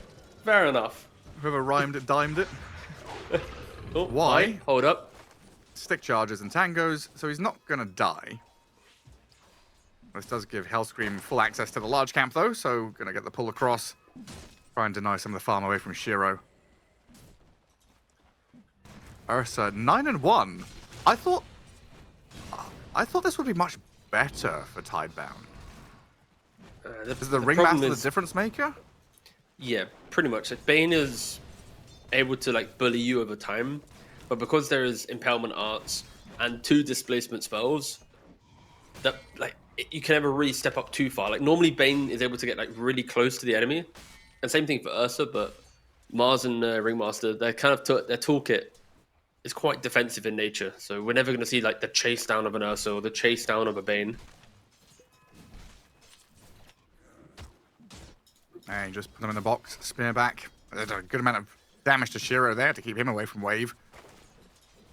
So overall, very good for VP in the top lane and the mid lane. The Abaddon going to that lane bottom and starting at half health, though, seems like that's hurt him a fair amount. And Bristleback coming out the victor overall. That's something we have seen Abaddon kind of struggle with. I legitimately can't remember the last time I cast a game where Abaddon carry won.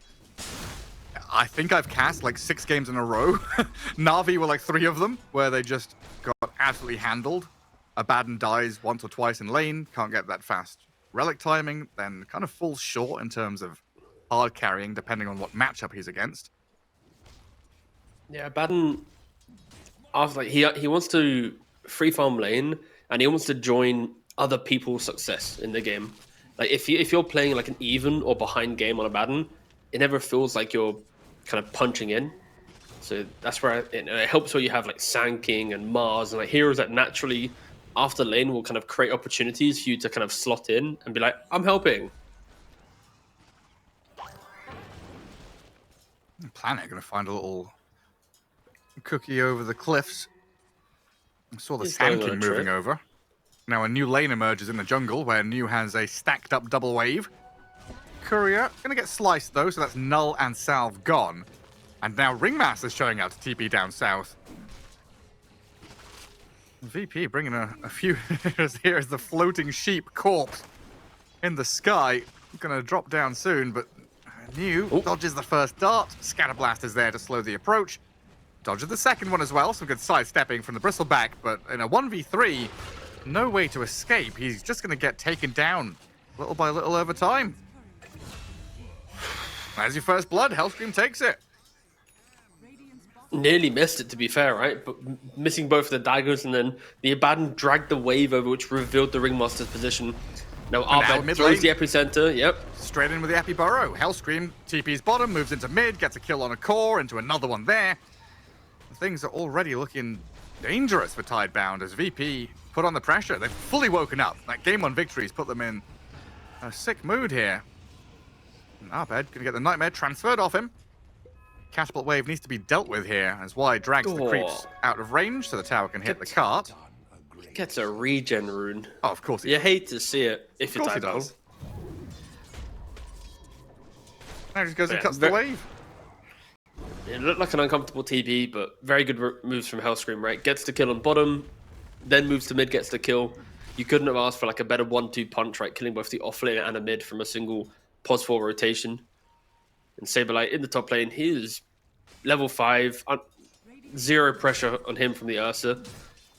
Able just to keep pulling his hard camp. This hard camp being available for pretty much the entire laning phase has simplified VP's kind of entry to this game. This feels a lot more stable than previous games for VP. Just no real complaints right now with what they've been able to do. Bane? Yeah, they're punishing Blight now as well. They moved over here to sentry the large camp, but gets rebuked by Saberlight thanks to Hellscream's move. I mean, this 7 minutes of play so far has been all Hellscream, honestly. Down at bottom, Abed is going to go and join his team to steal the Wisdom Shrine, while Hellscream takes the left-hand side one. So a 3-0 start, about a 2k lead, double Shrine of Wisdom. Tidebound just getting further and further behind as this game progresses. I mean, this is what I'm expecting VP to become, right? I don't know how long it will take for them to get to this status, but whenever you look at like a Bulba roster, it's always dominate the lane, make the early moves, and like just really clean 10 minutes. Like that is often why they thrive as a team. So this is like glimpses of that they can do it, but again, it clearly hasn't been reliable. Echoes though steps up to the tower, gets arena, burrow striked, speared, and dead. And he's a goner. Yeah, it's just been very, very systematic, right? Like the system, the algorithm, whatever you've got in place to go, if this happens, then this is our response, has been spot on so far. Tomato, no ulti yet. Level 5 Abaddon getting run at with no backup in sight.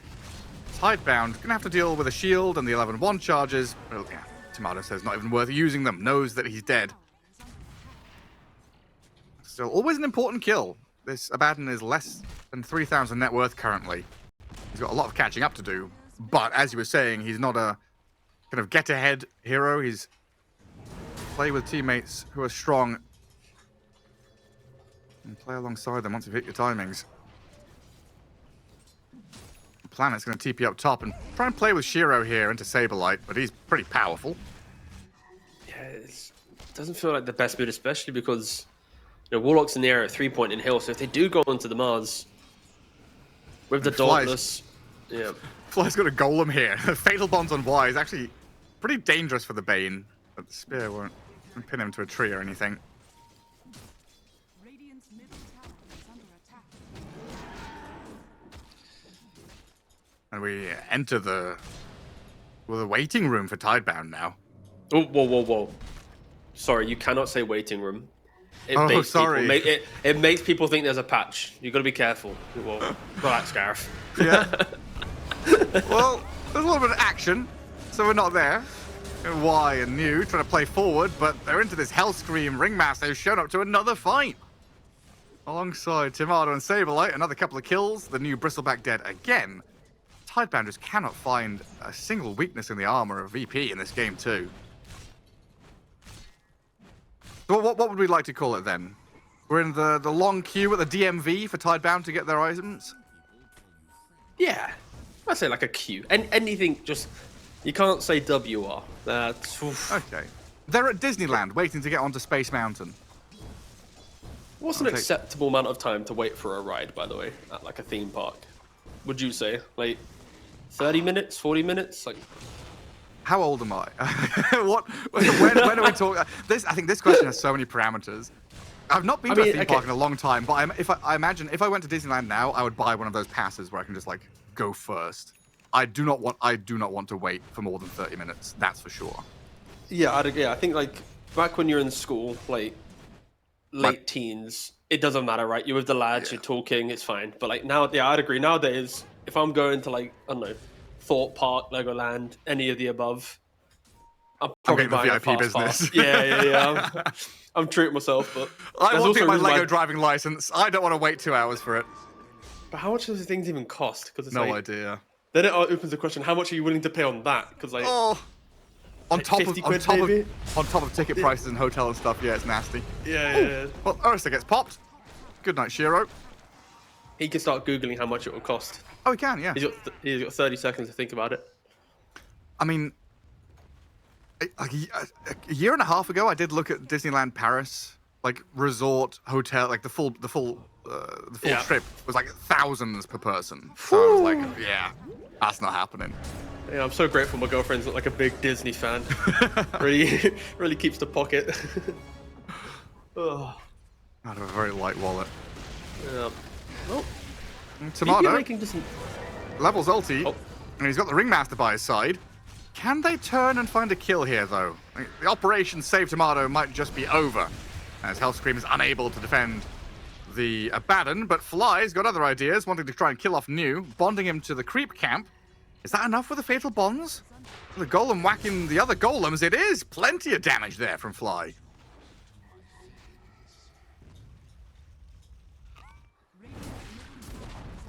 I don't know what was being written there. I was writing Pog, but I had to be very careful. I did it quick enough. Well, I saw poo. Then the camera moved away. I wrote Pog. I wrote Pog. I'm sure you did. All right, whatever. Oh, as a Warlock player, that's a very. Bonds. Is it level 3? Yeah, level 3 bonds. Big man. Yeah. He's getting it done. So 9-2. Was a 2 or 3k lead for VP. They have been the one making all the moves and making life difficult for Tidebound. But Tidebound aren't completely out of it. Their cores are still farming. Net worth isn't atrocious. It just is a battle over every inch of the map. Every last hit, you've got to send supports forward, try and guard your Ursa.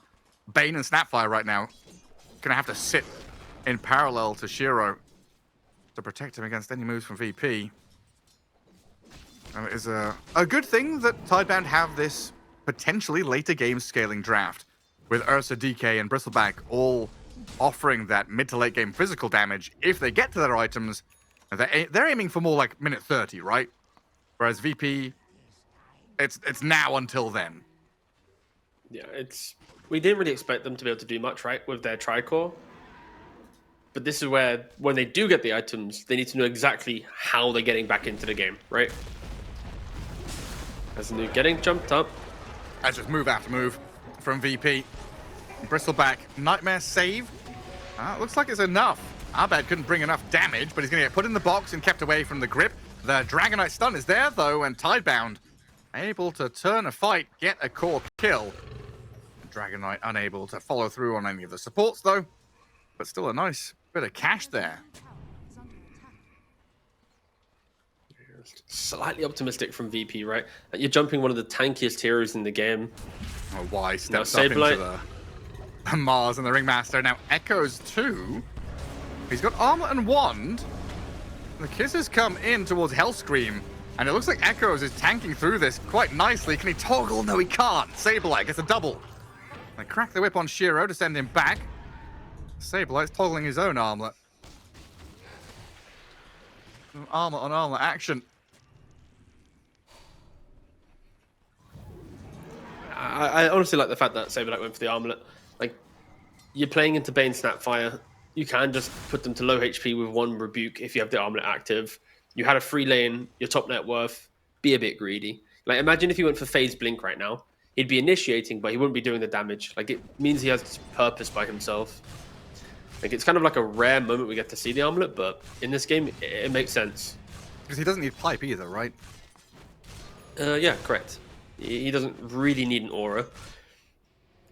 You could argue later in the game, like a Lotus could be good to stop both Dragon Stun, potential Abyssal Blades from Ursa, the Fiend's Grip of a Bane. Like, there's a argument for a later Lotus, but not at the moment. Especially if we've got this escape act from the Ringmaster saving you from the grip already. Yeah, very true. That's why, like, thinking back at the draft, you know, that it really was a well-crafted response to the opening of DK, and you've got to expect teams to have this setup ready, some kind of answer when you know that Dragonite's in the pool. Mars and Ringmaster was a nice response there. Mr. Quizzical. 0 underscore lowercase o. Has to use his ultimate. Getting close to the Radiance. Hasn't been an easy game for him, but he has caught up with the rest of the pack in terms of net worth. All back and forth through the twin gate, but Abed is the one to find an opening on planet. While down at the bottom gate, Mars nightmared. A Fly trying to track back onto the Bane, catches him, and stops the TP from happening, and they'll get the freebie. There's a lot of heroes here for VP. They gotta get away from this area quite quickly, because killing both supports, it feels good, but when you look at the net worth, all three cores on Tidebound are ignoring this kind of like early moves and ensuring that they are scaling. And, you know, the scoreline 13 for 3, but I mean, if you are Tidebound, there is still a line of hope, right? It's the blink on Ursa coming through, the blink on the DK that's available. You know, Planet back to base once more. But you could argue for Tidebound if they just stabilize the deaths on supports. There was a window in which they could smoke up and make their own move, but I'm honestly kind of looking at it. These Tidebound supports are just fodder. They are. They are the guys being sent to run from trench to trench and getting machine gunned down and blown to pieces, while the generals are sitting back munching on delicious meals. It's barely a 3k lead as we approach minute 20. It's not a huge advantage here for VP in terms of the metrics. And if they can keep finding these like individual core kills, it's pretty big for them. But Saberlight proving too tanky with over 2,000 HP. TP out from Fly, not successful, so support down. And the follow through? Well, the box is there, but Saberlight, can we toggle our way out of this? You know, you can't. Tomatoes also joined with Radiance ready. Borrowed time can pull the trigger on that, but they'll stun him and ignore him for a while. Nightmare through the borrowed time, turn and kill off this Abaddon. And Tidebound, they've more than leveled the playing field now. Multiple core kills, defending that bottom lane and playing forward there with their cores. I think VP have just relinquished control of this match. They just didn't fight with Sand King. Like, it all starts with obviously Tidebound going, but then Sand King, he's on the top side of the map. I don't know if he actually had TP available, if it was on cooldown, but still, for VP to actively want to take the fight into the pipe of the bristle back, into the double blinks of both Ursa and DK, that you need your Sand King there. Throw one epicenter into the mix, and you're going to put any hero he goes on to half HP, if not dead. And yeah, VP just actively was like, yeah, let's fight as, 3.5 versus 5. Very confusing call by VP. Of course, Tidebound going to be very grateful the opportunity was presenting itself. We just spoke about how blinks were just picked up for Tidebound, and then when you click on their heroes, DK, he's like one component away from the BKB now. He's about 1,000 gold. Ursa's just a belt of strength and a recipe away from the Basher. Like, Tidebound, they don't really have any concerns if they keep hitting creeps. Yeah. As long as they can just get through this stormy period of the game and get to like minute 25 or 30, I think they're golden. Yeah. It's just showing how volatile the VP draft is. They put all this early pressure, they get early objectives, but if you're not able to kill core heroes and stop the farming, like they haven't really made the map smaller, right? When you were talking about them playing bottom right corner through the twin gate and then having to split quickly, the Sand King goes up there, the rest of them kind of stick around, they get bogged down in this fight. If you're not controlling the map, and Tidebound have all the room in the world to wriggle free, and now they are the ones who feel confident. Not confident enough to just go on an Abaddon like that, though. So VP will smoke themselves and maybe look to return the favor. Yeah, it should never be that confident. There is a line. Unless you have a break in the silence, that Abaddon, 07, you do your thing, boss. Oh, Tomato's going back for a Midas. Oh, okay. So indicating they want to try and match the later game with them?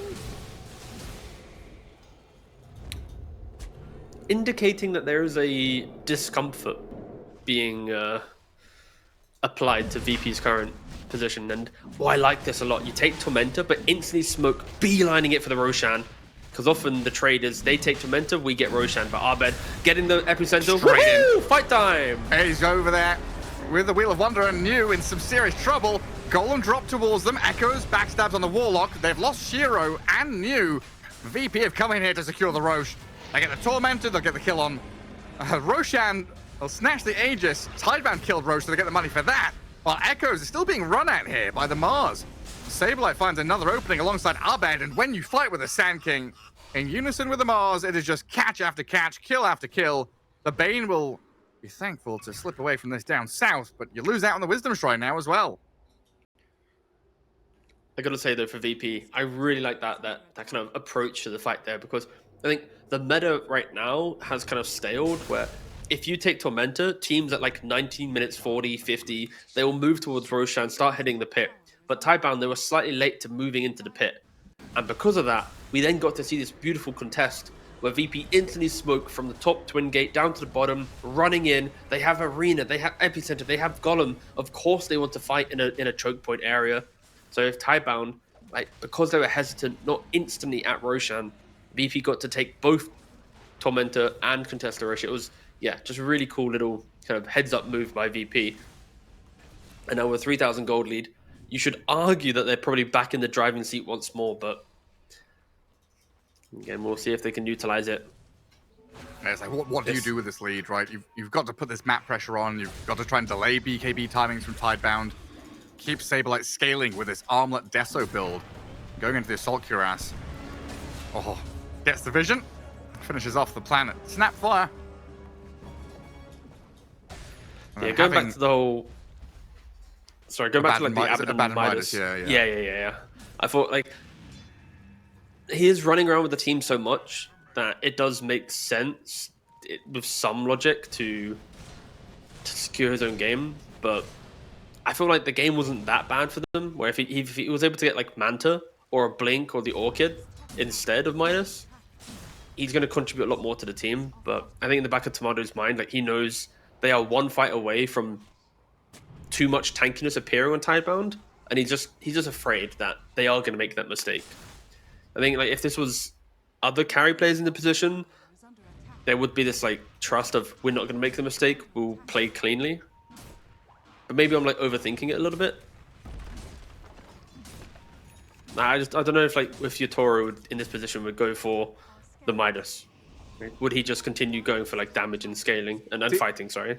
It's funny you say that, because I remember not long ago, there was a game where Yatoro was playing Abaddon, and they were losing. And then the rest of it, and he bought, I don't know if he bought Radiance into Midas, or if it was Midas into Radiance, but he bought a Midas, and then the game just ended, because the rest of his team were owning so hard. They won a couple of team fights, and just, okay, game's over, I guess. So it didn't really matter that much. But that was also, we struggled to figure out why he was going Midas in that situation. Yes, it's just such a weird item in certain positions, right? Because like Abaddon has such a clear item path, whereas like with Radiance, you then want Manta. Manta then buffs your Radiance because you can farm with the illusions, which then enables you to get a Blink Dagger. The Blink Dagger then enables you to get to the Orchid because you keep fighting, and like Abaddon's like, you know exactly what build he's going to go for.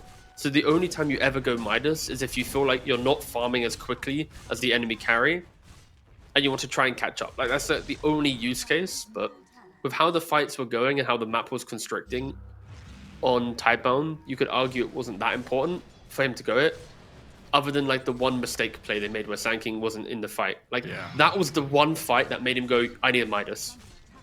Like, it was like one VP mistake and he's like, I don't trust you anymore, guys, bye. TP out. Ah, that is always here. It's been hard for Planet to find anywhere to play on this map. Echoes is going to make a jump onto Fly, immediately speared back to the wall. Tomato gives him a few hits. Not a tremendous amount of damage out of this Abaddon, though. He's got to be careful with his lives. But he's got Aegis and borrowed time. They'll turn with the Fatal Bonds on his Bristleback and Dragon Knight and slay New, who's now dead for 50 seconds. They're even scanning and looking for a bonus target there. Maybe could have found Shiro, but he's slipped into the darkness.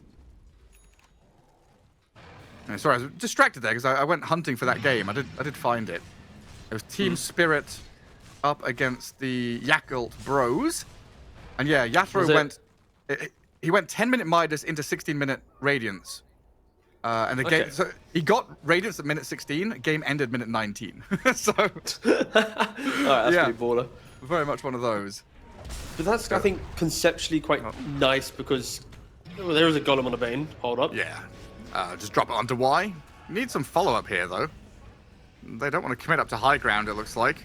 Tomato says, that's my job now. Well, Saberlight's being taken down by Shiro on the left-hand side. Things just get awkward so quickly.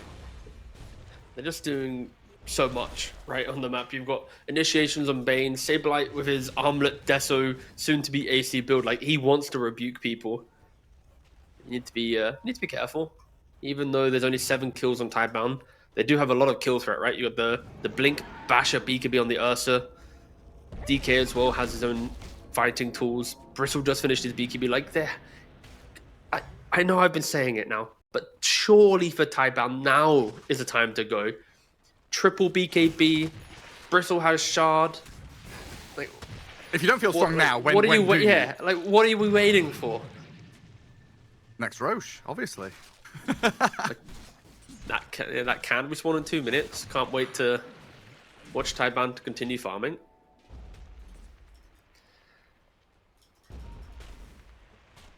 VP do have a double damage bottle for Abed, though.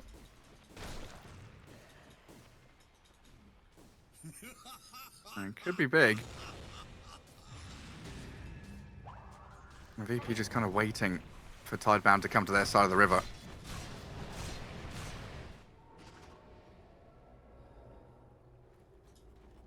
And there's this little bit of vision here that Tidebound are trying to play into, but VP have completely evacuated southern side of the map. Trying to play up top together. And I feel like we are in the queue. We're in the it's so hard dodging this this combination of words. No, you're allowed to say. When the game slows down, you're like looking at that Roshan timer. Come on, you can say it. It's okay. One more time. Just be warned. If you bait the people and start saying it, it's just scary. I'm just trying to protect you, Gareth. That's it. From what? You? The cult. Oh god. The patch cult. Counting how many digs it takes to get into your garden. How many grains of rice you got? Yeah. Depends. Don't know what I'm doing this time around though. Tower is under attack. Everyone with bated What breath. should I do? That's the real question.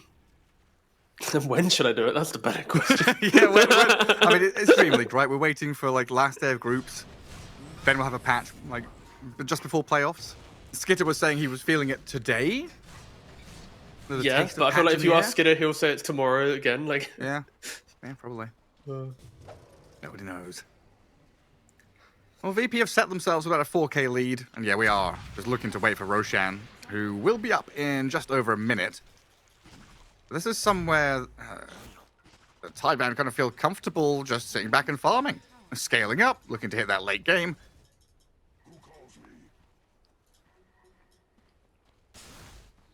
I'm not really too worried about their hero-to-hero matchups. Bottom tower is no, they are putting all their eggs in the like Shiro will initiate like cleanly basket, right?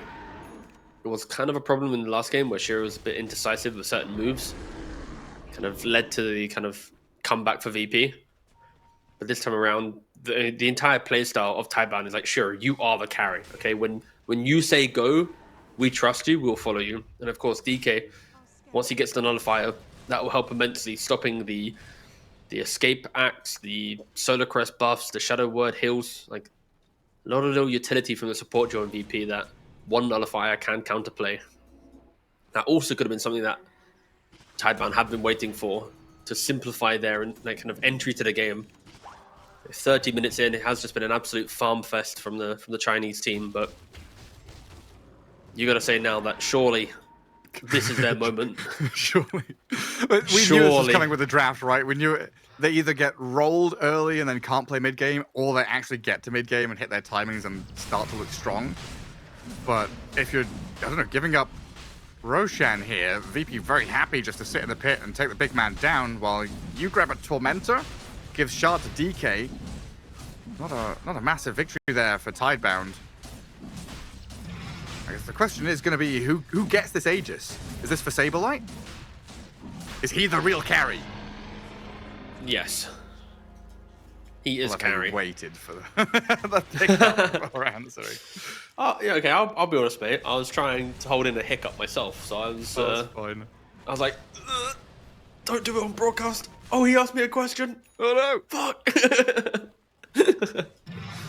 I guess Abaddon's always got borrowed time to rely on. Just ult and blink.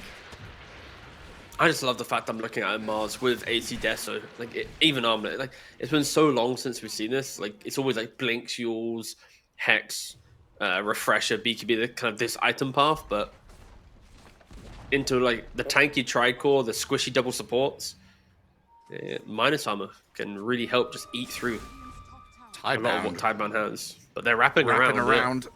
Oh, Hellscream breaks the smoke, and I think he spotted them. Tries to tuck away, sees the DK coming in.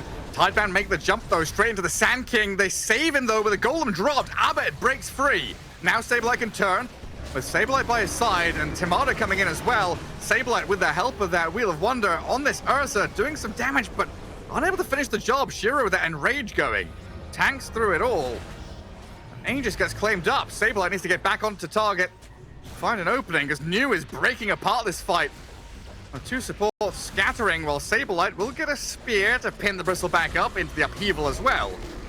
Just really struggling to stick on someone and do the damage though. Shiro's re-entered for another round of fighting with the DK as well. They take down the Mars. And Abaddon, yes, kills Y, but now Fly's going to try and TP home. Yule's cancelled there. And Tidebound back in the driving seat in this one. Just an excellent job there from Tidebound, right? Getting that initial initiation, forcing the Sand King to have to go all the way to like the far right side of the map on like a sliver of HP. It wasn't a clean entry for VP. Like they had the vision on the high ground, they had the position, but Tidebound, they just cut through it. We already mentioned how tanky their cores are. They can just get into the middle of the fight. We're going to see the replay here. Right? The fact is that this is not what VP wants, right? They're hugging this little tree line because they had the vision on the left-hand side. But as soon as they lose this, like Tidebound, they thrive, right? They've got Ursa DK just hammering onto the Mars inside of the arena, and Nu just forcing everyone to just deal with him as well. Like there is no fight position from VP. It's just everyone scrambling to survive. Of course, this is what Tidebound's draft is built around. It's just the get into the middle of the fight, keep pressing buttons, go crazy. Also, VP, it's a bit more like nuanced. Like, did they hit the epi? Did they hit the arena? Is the golem actually hitting anything? Fatal bonds, multi-hero? Yes, no. Like Tidebound, the fight is very simple. Just go. Yeah, VP need all the pieces to come together, like in a sequence properly. This is the story. This is the story we've been telling since the draft, though, right? Like it is literally 30 minutes into the game. VP haven't been able to close it out. Haven't got a tremendous lead. Didn't close the map out well enough. And they do not scale as well as Tidebound do. I keep looking at this Abaddon, and it's like, yeah, great job by Tomato to get up towards the top of the net worth and recover from the position that he was in. But does this Abaddon hero, out carry an Ursa, DK, a Bristleback? No.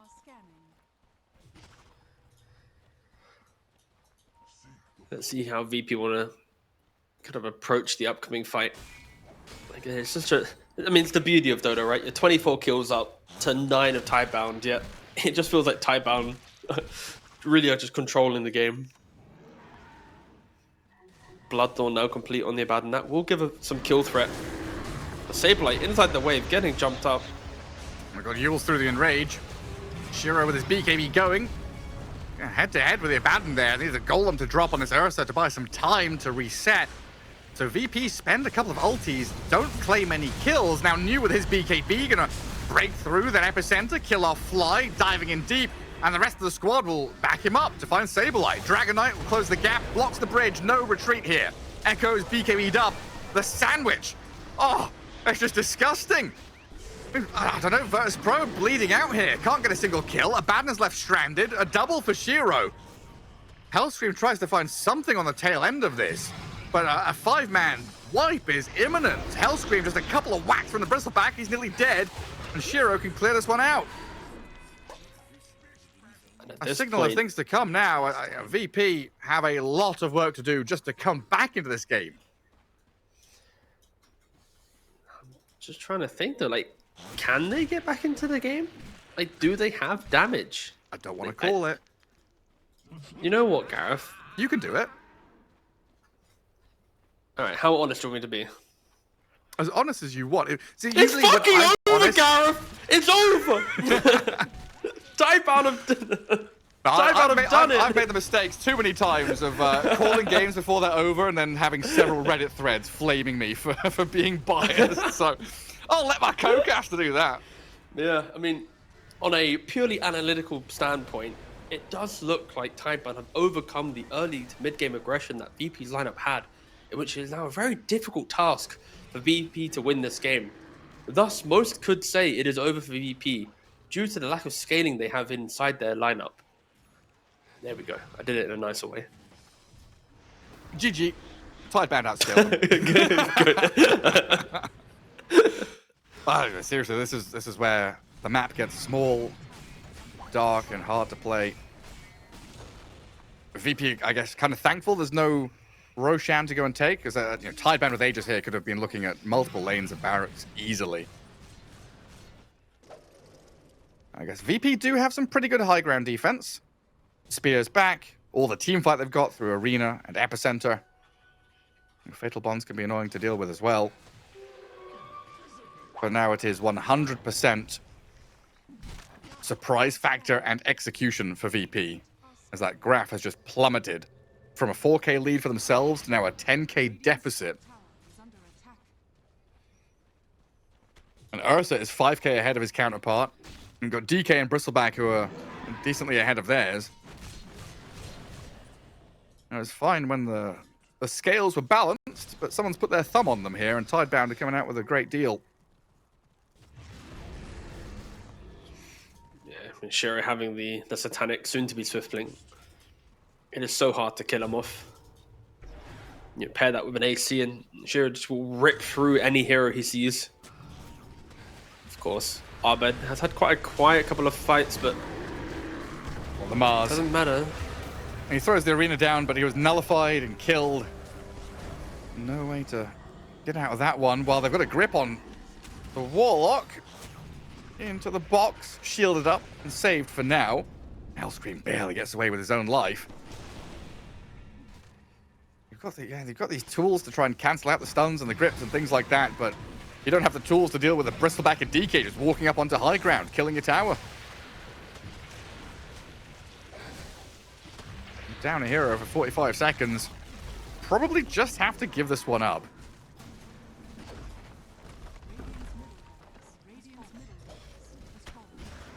They need to wait for Arena.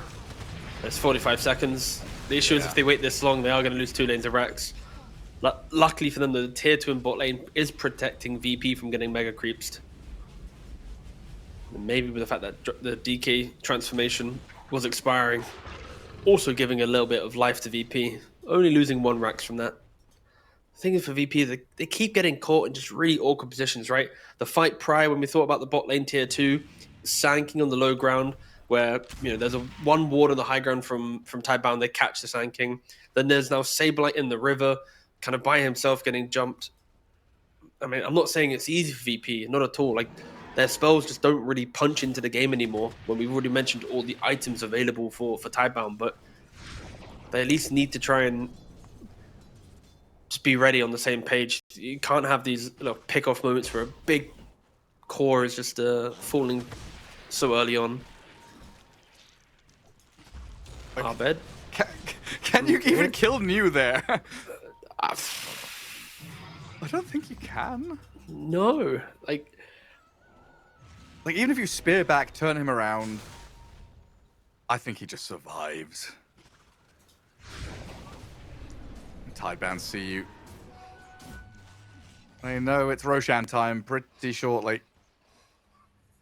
I think this might be the last fight for Virtus.pro. Buyback wise, they have got a couple, so they could reinforce. I'll throw some spotlights around the pit. See what they can see.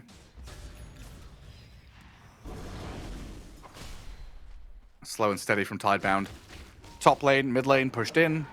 VP trying to deal with bottom to create a little bit of space here to approach the pit. It is just very, very challenging.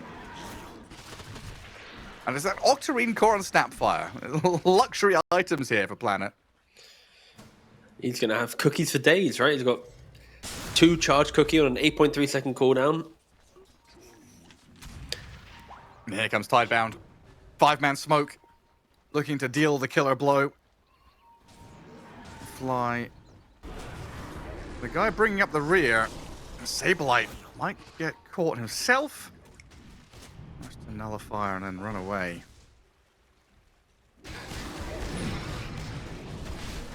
Now they're in the Roche pit. I think VP have to do something. You can't let this be for free. They'll Arena Spear the Bane. The Snapfire is frontlining, so Shiro gets the Aegis. No real contest inside the pit. Drop all the spells in to try and deal with this Tidebound side, but they are shiny golden gods. The triple core, they'll stand up, deal with this Tomato Baden. The Epicenter's good though. Dragonite, another refresh up. BKB, that's not enough. VP, they've brought back a few here. Shiro and New might still be in trouble. Abed and Sableye bringing the damage. Bristleback tanking through the majority of it. They kept the Abaddon alive as well, but we'll watch this respawn of Yosa and what he does. With the Dragonite by his side, they lose New and they decide to run. VP have somehow come in and played the cheese and a banner inside the pit, and Shiro's been tagged up. Sableye with the Abaddon, maybe they could make a jump. Shiro and Echoes, they're going to tail between legs, run back to Fountain. That's a sign of life from VP, which I had no expectations of.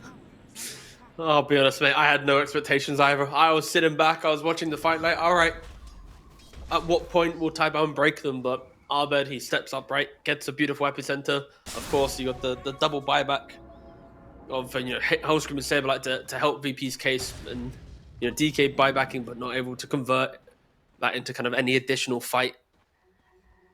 But yeah, it's maybe the story of the game is just Abed, right? Like in the big moments, he gets picked off first. He's not able to enter the fight. There's been 2 or 3 kind of big moments where Abed's not been present, but here he finally finds the epicenter. And of course, Abed is kind of tanky enough to be able to pretty much frontline everything. Honestly, it feels like maybe even a refresher on Abed could be a pretty good option. Sell the Midas, get refresher, have multiple borrowed times, multiple abyssals. Just keep opening the fight to eventually get that entry for Abed. I mean, Tidebound, they need to be careful. I think in the back of their minds, they were like, yeah, we can't die anymore, guys. We're chill. I mean, the expectations of that were kill Roche, get Aegis, end game. But now Virtus.pro found themselves with another opportunity. I think Abed was just so patient in that fight as well, kind of waiting for all the BKBs to expire, coming back in.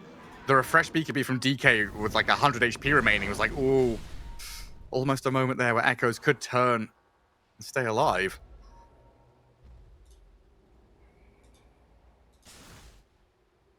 Now it's Sanking with cheese.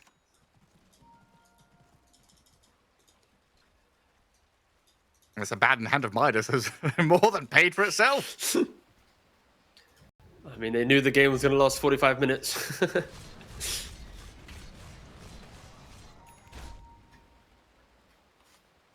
Is he really going to actually, he's going to buy Swift Blink, keep the Midas, and then only after Swift Blink is he going to think of selling it? This Midas might just hold true for another 15 minutes, potentially. Of course, Bane does get the shard, helps with a little bit of wave push. Well, yeah, if we go to tier 5 neutral items, just keep the Midas, right? Yeah. Get all the Mad Stone. Happy days.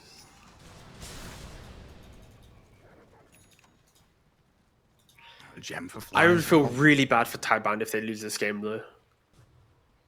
Yeah. To be down that many kills, to dodge the fight, to farm accordingly, to then like punish VP, get back into the game, only to like lose momentum. Like, I mean, honestly, they're still the ones in the driving seat, right? They're the ones who should be dictating how this game is going. Yeah, 100%. It's more like 6 minutes ago, I was like, Tidebound's won this game. I was ready to praise them, talk about how they'd change. And now I'm like, uh-oh. I can see the line in which VP is confident once more. Oh. Look at Saberlight stepping up there and looking for a pick. Tamada's going to clear the wave. While Tidebound very tight together, trying to play out this bottom jungle under their vision and across multiple lanes. Radiant's bottom tower is under attack.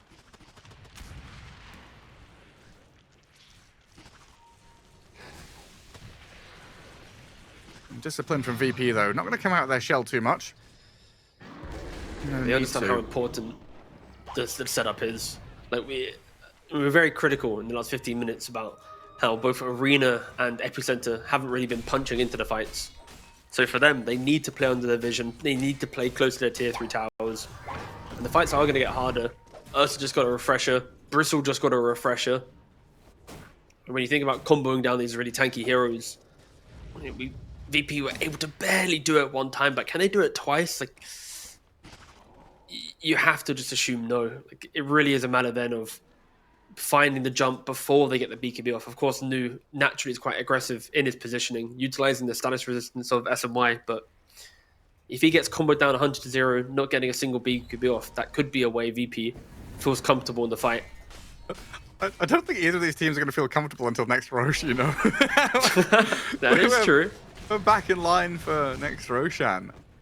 So that's in a few minutes' time. We're going to get towards tier 5 neutral items. And that's going to be the big difference maker.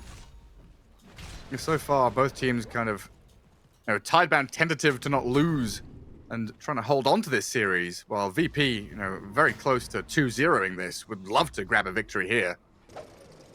Radiant's bottom tower Holding hands and playing together. Bottom lane reaches the Radiant base, but top was pushed by Abaddon. Mid lane is cleared now as well, so there is the potential for VP to move out on the map and smoke if they want to. This lack of information is difficult to play into this dark area on the Dire side.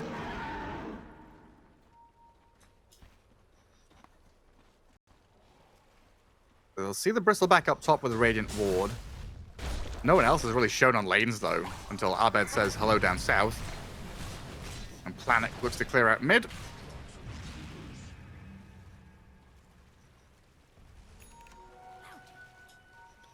And there's Nullifier now. Abaddon's pretty stacked.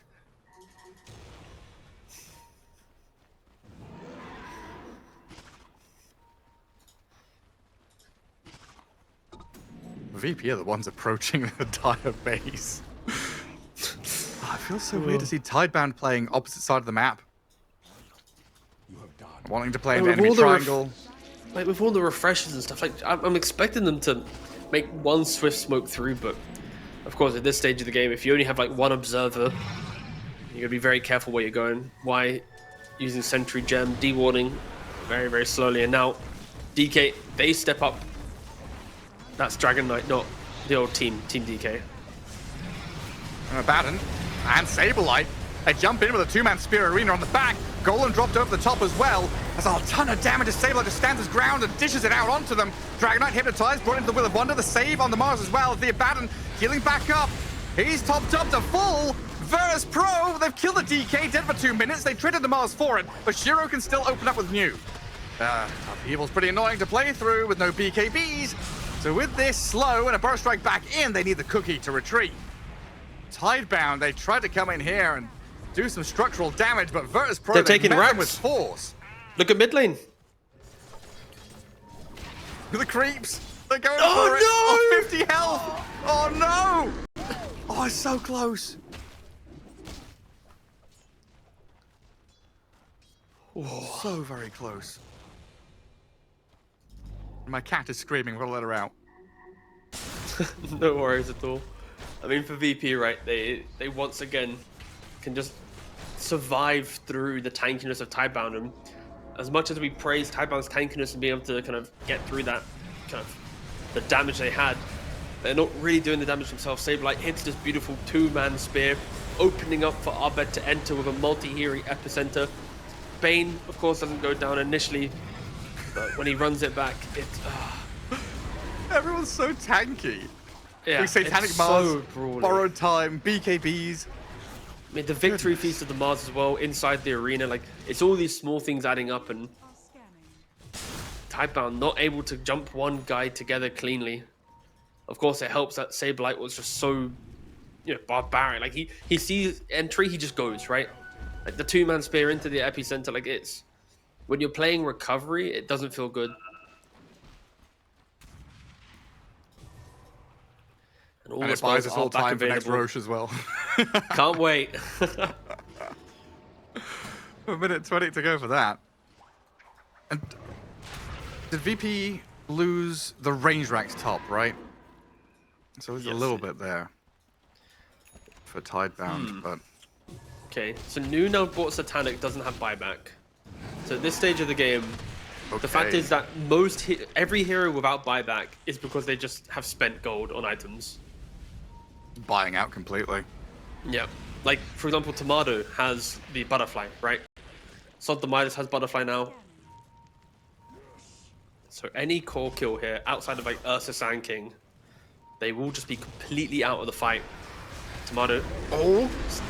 I mean, there's no sight of an MKB or anything here, so that butterfly is going to offer him a lot of protection as he breaks free of the Ursa there. 30 seconds till Roshan respawns as well. VP have got to maintain the lanes. You know, mid and top are pushing in. It's kind of annoying. But you've got to keep your eyes on this Roche pit as well. Quick Yules to send the Ursa skywards. Kisses not really landing on anybody in particular. Bit of covering fire there as Abed, he's fake pumping the ulti. Maybe could find a jump onto one of these cores. But so far from VP, it's patient. A jump from the DK gets a move on the Mars. Golden drop to protect him. They're aiming for Saberlight here, but the Wheel of Wonder on the back, dealing with a DK that Abaddon holds him out. While Hellscream is the one to die first, the turnaround onto Shiro is great from Abed and the other two cores. They've blown the Ursa up. Dead for 100, now the second move in to the two supports. Y and Planet in serious trouble as Roshan respawns and wonders what all the noise is outside his door. The Bristle back. Oh, he gets blown up completely.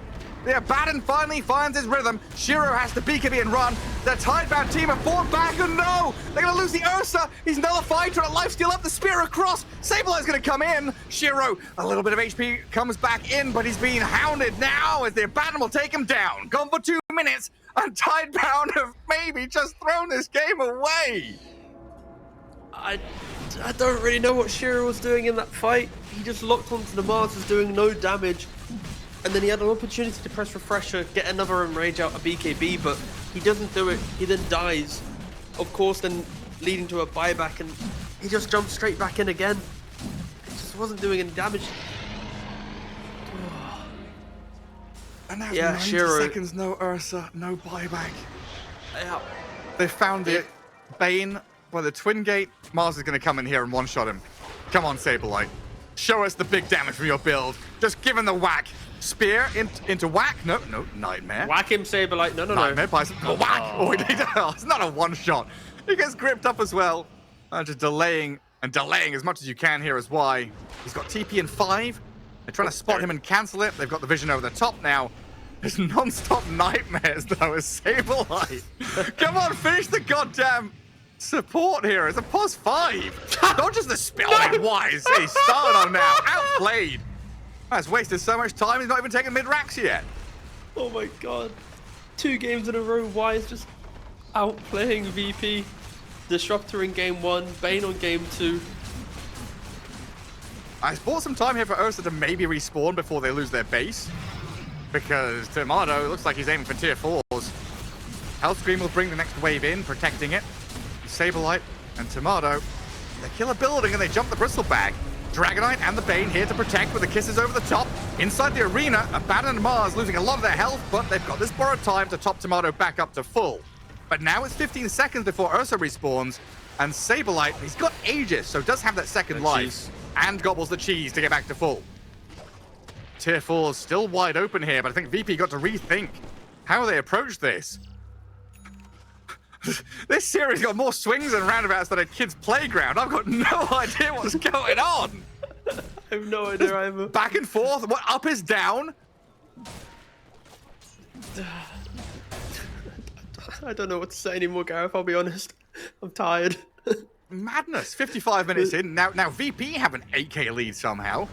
This series is just taking it from me. I'll be honest. It's Oh, new steps up. Tidebound, I guess they've got their BKBs and spells ready. Mid lane though, Planet way out in the open.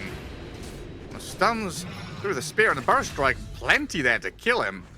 I guess trying to hold the wave back. He's got buyback available, but it's also the catapult wave. Yeah, very optimistic. I mean, if you are the Snapfire there, you could technically just mono-kist from a very safe distance. And maybe just push the wave that way, but yeah, with how VP's playing, they are always going to be able to bring down a wave.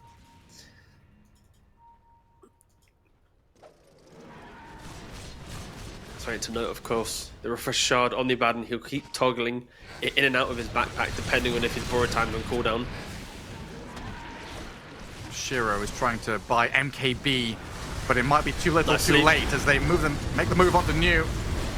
They've still got Aegis on the Mars, so first life if he even needs it. Golden dropped in, Shiro and New, they man up, but Y has already died. In the back, Echoes was forced to pop BKB, and in comes Abed again. Burst strike with the epicenter going, and arena down, a spear forward, Echo's gone, and Shiro being blasted. Tidebound, they've just lost this one now. Virtus.pro come in hot, coming back in a game which felt surely lost. And GG called. VP take the 2-0. Oh, what a game. I mean, fair play to both VP and